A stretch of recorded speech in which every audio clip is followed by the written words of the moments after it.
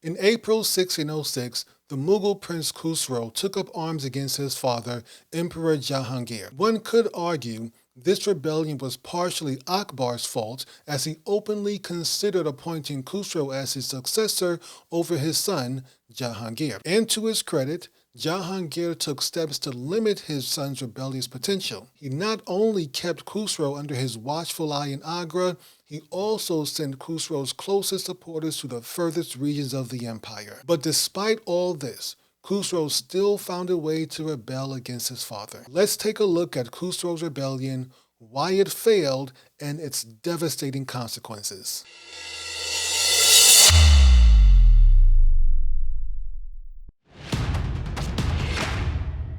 As discussed in the previous episode, Akbar seemed to seriously consider appointing Khusrau as his successor over his own son, Prince Selim, now known as Jahangir. This idea was definitely supported by two of Akbar's closest advisors, Raja Singh and his foster brother, Aziz Koka. But when Akbar died, the crown went to Khusrau's father Jahangir, and Khusrau became very upset that he had come so close to the throne, yet still lost it.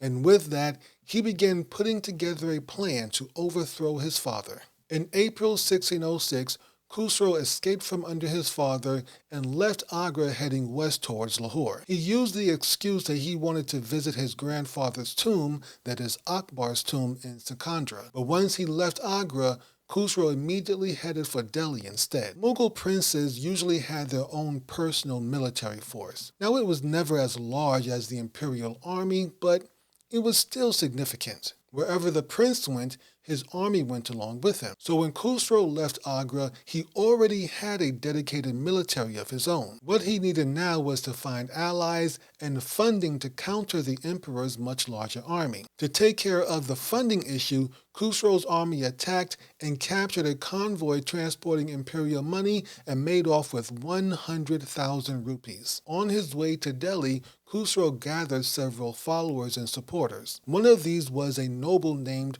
Hussain Beg Badakshi. Hussain Beg Badakshi was able to contribute 3,000 horsemen to the rebellious cause, and using his connection, he was able to draft another 12,000 soldiers into the rebellion. Khusrau also met the Sikh leader Guru Arjan Singh. This was the fifth guru of the Sikh religion, and he had compiled the Granth Sahib, which is the Sikh holy scripture. Guru Arjan Singh gave Khusrau his blessings and contributed 5,000 rupees to the cause. Another noble that joined the rebellious cause was Abdurrahman, the Diwan of Punjab. He joined on with Khusrau when Khusrau passed through Panipat. For whatever reason, Khusrau changed his mind about going to Delhi and decided to head for Lahore instead. When Prince Khusrau arrived at Lahore, he was not able to enter the city. The garrison at Lahore remained loyal to the emperor and had closed and locked the gates to the city, preventing Khusrau from entering. All Khusrau could do now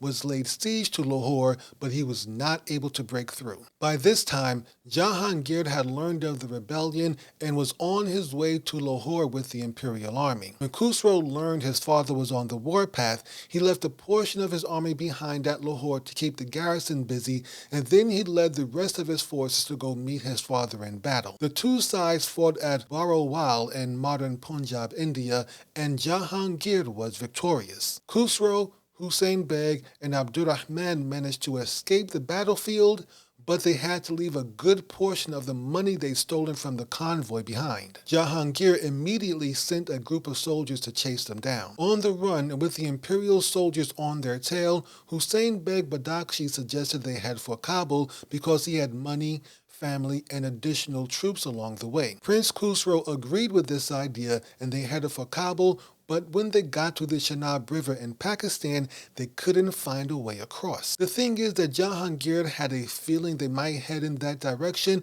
and he had sent word ahead to watch out for them. All of the boat drivers refused to take the three nobles across the river, no matter how much the rebels threatened them, nor how much they offered in bribes. Eventually, Khusrau and his cohorts decided to steal a boat and make their way across the river on their own. However, These three nobles were not experienced with navigating the boat and navigating the river and got stuck on a sandbar in the middle of the river. And so they had to wait there like fools until Jahangir's soldiers caught up with them, rescued them, and then arrested them. In the previous episode, we mentioned how cruel Jahangir, then known as Prince Selim, could be against his subjects in Allahabad. Well, now we're about to see that cruelty on display. Jahangir punished the rebels severely. The two nobles, Hussein Beg Badakshi and Abdurrahman, were sewn into wet skins of a recently slaughtered buffalo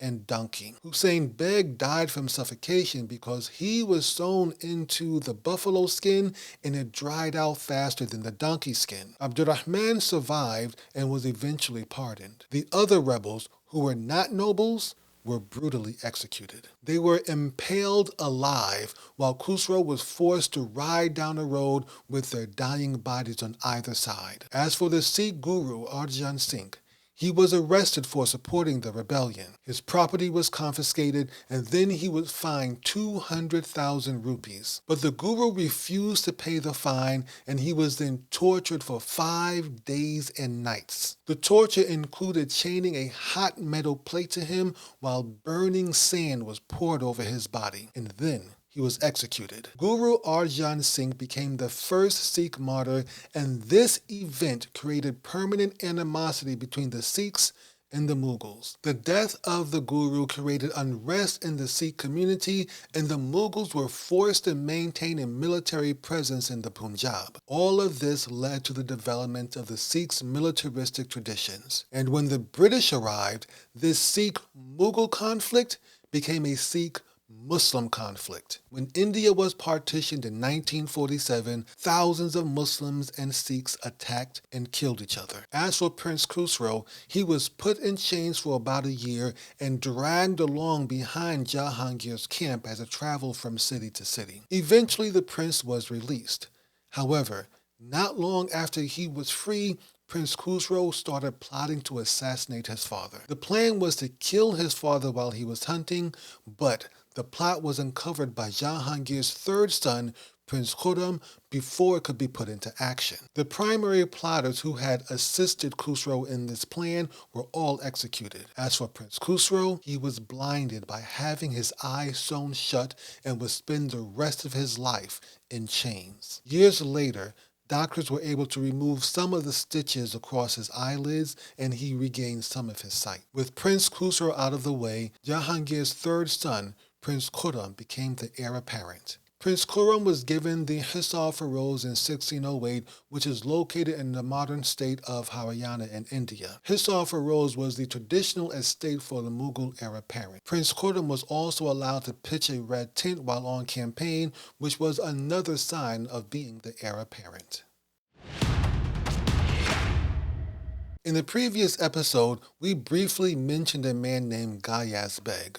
Well, let's talk about him a little bit more. Originally from Persia, Gayaz Beg had once been the wazir of the governor of Khorasan. But after his father died, the family fell into debt and misfortune, and Gayaz Beg decided to try his luck in India. He left Persia with his pregnant wife, his daughter, and his 2 sons. One of his sons was named Abdul Hassan, but later changed it to Asif Khan. We'll talk more about Asif Khan later in this episode, so just stay tuned for that. The merchant caravan that the family was traveling with was attacked by bandits, and Gayaz Beg lost almost everything he owned. The family traveled on to Kandahar, where his wife gave birth to their second daughter in 1577. They named her Mehrunisa, which means son of women. That's S-U-N, son of women. Soon after his daughter's birth, Gayaz Beg's fortunes began to improve. He started working as a local treasurer in the Mughal administration during Akbar's reign and worked his way up to higher positions. Gayaz Beg was so competent with his duties, he earned the title Pillar of the State. In 1594, Gayaz Beg's daughter, Mehrunisa, married a Persian officer in the Mughal army named Shah Afghan. In 1607, some suspicions arose out of Shah Afghan's handling of government funds. Jahangir ordered the governor of Bengal, Qutbuddin Koka, to arrest Shah Afghan and bring him to court. A scuffle broke out between Sher Afghan and Qutbuddin Koka when he arrived in court, and Sher Afghan attacked and severely wounded Qutbuddin Koka. Qutbuddin Koka's men pounced on Sher Afghan and killed him, but Qutbuddin still died a few hours later. Based on what happened next, there are stories and rumors that Sher Afghan was deliberately sent to Bengal by Jahangir in the hopes that he'd be killed. But as we'll see, that is most likely not true. Sher Afghan's wife, Mehrunisa, returned to Agra with her daughter, as she was now a widow at the age of 30. She became a lady-in-waiting for Salima Sultana Begum, one of Akbar's widows. In 1611, Mehrunisa set up shop at the Mina Bazaar. Mina Bazaar means fancy market, and it was first established by Humayun. It was similar to a fair where the noble women could set up stalls and sell crafts, jewelry, and cloth. The purpose of this bazaar was to allow young men and women of noble birth to meet, flirt, and hopefully get married. The only men allowed to attend the bazaar were the emperor and certain nobles. According to legend, Jahangir was perusing Mina Bazaar carrying two of his favorite pigeons. He handed the birds to Mehrunisa so he could look at some goods being sold at the bazaar. When he came back, Mehrunisa was only carrying one of the pigeons. Jahangir asked about the other one, and she said it flew away. The emperor then asked, "Well, how did that happen?" And she replied, "Like this." And she released the other one, and that also flew away. Jahangir fell in love with Mehrunisa, and they got married a few months later. He gave her the title Nur Mahal, which means Light of the Palace. This title was later upgraded to Nur Jahan, which means Light of the World, and that is a title that she is still known by even today. Nur Jahan was a remarkable woman. In addition to reportedly being very beautiful, she was also an excellent poet. She was a fashion and makeup designer. She even invented her own perfume scent called Rose Attar, and even today it is still made using her formula. She was also an excellent hunter and a good marksman. But most importantly, she was a skilled politician. Before long, Jahangir came to completely trust her in affairs of state and put her in charge of several imperial functions. Now, this was a good thing because Jahangir was often either drunk or high on opium. Nur Jahan would become the most powerful person in the empire after her husband, and through her influence, her family members attained high positions throughout the empire. Her father became one of the highest-ranking officials in the empire, similar to a prime minister or vizier, and that's how he earned the title I'timadu Dawla, or Pillar of the State. Her brother, Asif Khan, was given a high position in court, and just like his father, he would also later become vizier. Asif Khan's daughter, Arjumand Banu, married Prince Khurram in 1612, and she was eventually given the title Mumtaz Mahal, or Prominent One of the Court. This marriage would lead to one of the most iconic buildings in the world. All of this allowed Nur Jahan and her family to practically control the Mughal Empire. But this also planted the seeds of animosity both inside and outside Nur Jahan's family. The Rajput kingdom of Marwar was the last remaining free Rajput state, and it was still an issue for the Mughals. We discussed Akbar's conquest of most of the Rajput kingdoms in Season 8. During this period, Akbar invaded Marwar in 1567 and captured the Rajput fort of Chittor. However, their leader, Uday Singh, continued to resist the Mughals. Uday Singh's grandson, Amar Singh, waged a guerrilla war against the Mughals when he became the Rajput king. Akbar had tried to conquer Marwar several times, but always somehow came up short. Now, of course, this was partially due to Jahangir, back when he was known as Prince Salim, refusing to attack Marwar at his father's command. And this is what started his semi-rebellion that we discussed in the previous episode. So now that he was emperor, Jahangir set out to subdue Marwar once and for all. He had to briefly postpone this campaign to deal with his son Khusrau's rebellion, but he went right back to war against the Rajputs of Marwar in 1608. This fighting dragged on for 6 years until Jahangir finally sent his other son, Prince Khurram, to conquer Marwar in 1614. Prince Khurram was ultimately successful and forced Amar Singh to submit to Mughal authority. Prince Khurram was aware of the legendary Rajput pride, and so he negotiated a very favorable deal with the Rajput king. Amar Singh would remain in charge at Marwar, but he would acknowledge Jahangir as his emperor. Amar Singh sent his son, Karan Singh, to pledge allegiance to Jahangir, and Karan Singh would remain at court to represent his father before the emperor. He might also have been used as a hostage to make sure that Amar Singh stayed in line. Nonetheless, Jahangir treated him well, gave him gifts, and gave him a rank of 5,000 horsemen. With the conquest of Marwar, all of the Rajput kingdoms had either submitted to, allied with, or been destroyed by the Mughals. Another thorn in the Mughal side were the Afghans in Bengal. After Akbar died in 1605, the Afghans of Bengal began plotting a revolt against Emperor Jahangir. The Afghan leader in Bengal was a man named Usman, who had previously been defeated by the Mughals and had also pledged allegiance to Akbar. But in 1612, Usman began rallying the Afghans and local landlords to throw off Mughal rule with the intention to re-establish an independent Afghan state in Bengal. The Mughal governor of Bengal, Islam Khan, eventually defeated the rebels and Usman was killed in battle. Just like the Rajputs, Jahangir went easy on the Afghans. Instead of punishing them, he incorporated them into his own military. This ended the Mughal-Afghan rivalry that had existed for nearly 100 years, ever since Babur had defeated Ibrahim Lodi. The first official meeting between the East India Company and the Mughal Empire took place during the reign of Emperor Jahangir. In 1608, William Hawkins of the East India Company arrived at the port of Surat, which is in Gujarat on the western coast of India, about 140 miles north of Mumbai. From there, Hawkins traveled on to Agra, where he met with Emperor Jahangir in April 1609. William Hawkins impressed Jahangir by speaking to him in Turkish, and the two men were able to communicate and talk about Western Europe and many other things without an interpreter. Hawkins asked for permission to establish an English factory in Surat, and this request was granted by Emperor Jahangir. At some point, however, William Hawkins fell into disfavor with Jahangir and was sent back home. William Hawkins left Agra in November 1611 and returned to England without having accomplished much. But the English weren't done yet. In 1615, Sir Thomas Rowe was sent as an English ambassador to the Mughal court. Now, this was on a different level because Thomas Rowe carried official documents from King James I.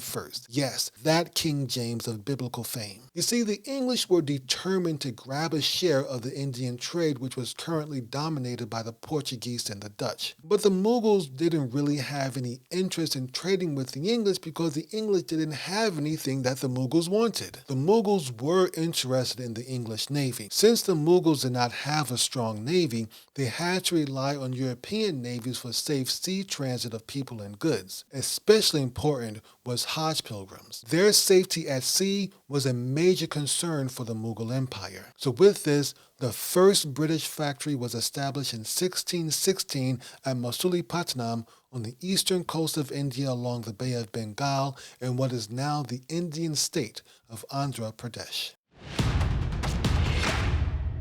Jahangir wanted to complete the job his father had started in the Deccan. We discussed the early Mughal wars in the Deccan extensively in the Malik Ambar series as well as the previous episodes of this series. So we will only briefly mention it here, and I encourage you to go back to those earlier episodes to fill in the details. When Akbar died in 1605, the Mughals controlled northern Maharashtra and parts of the Ahmednagar Sultanate. In 1608, Emperor Jahangir sent Khani Khanan Abdurrahim with an army to subdue the rest of Ahmednagar and the rest of the Deccan. Abdurrahim mostly used bribery and diplomacy to weaken Malik Ambar's alliances And when Prince Khurram became governor of the Deccan, he continued this practice. Malik Ambar was temporarily humbled and forced to negotiate a peace treaty with Prince Khurram in 1617, and he returned some of the territory that he had captured to the Mughals. 2 years later, however, in 1619, Malik Ambar allied with local Hindu Marathas and nearly drove the Mughals out of the Deccan. Khani Khanan Abdurrahim sent an urgent message to Prince Khurram, who was away on campaign way to the north near Kashmir. Prince Khurram rushed back to the Deccan in 1621 and began a vigorous campaign against Malik Ambar. He forced Malik Ambar to return the territory that he had captured and pay tribute to the Mughals. But Prince Khurram really didn't want to focus on the Deccan because he was more concerned about court politics back home in Agra. Things were getting very tense in the royal court. Jahangir fell ill in 1620 and was seemingly close to death. He would remain in poor health throughout the rest of his life, mostly due to his alcohol and drug addictions. In this weakened state, Jahangir delegated even more authority to his wife Nur Jahan, who grew even more powerful during this period. But Jahangir didn't care because all he wanted to do was drink and get high. Nur Jahan was starting to feel threatened by Prince Khurram because he had proven himself to be an excellent military commander, and his military successes in the Deccan and in Marwar had made him popular in the Mughal Empire. Nur Jahan knew that Prince Khurram was not somebody that she could easily manipulate. So to hedge her bets, she arranged a marriage between her daughter, Ladli Begum, and Prince Shahryar. Ladli Begum was the daughter of Shah Afghan, Nur Jahan's first husband, and Shahryar was the son of another one of Jahangir's wives, so even though they were within the same family, they had different mothers and fathers. During this period, friction also developed between Nur Jahan and her brother Asaf Khan. As we mentioned earlier, Asaf Khan was the father of Arjuman Bano, who was the wife of Prince Khurram. Both siblings wanted their respective sons-in-law to succeed Jahangir as emperor. The friction between brother and sister increased as Jahangir continued to grow more ill, and it continued to worsen when their father, Gayaz Beg, died in 1621. Now this situation is going to get very messy and very complicated over the next several years, but that's a story for another day. In the next episode, we'll discuss these shifting allegiances between Nur Jahan, Asaf Khan, and Prince Khurram as the Mughals continued to languish in the Deccan.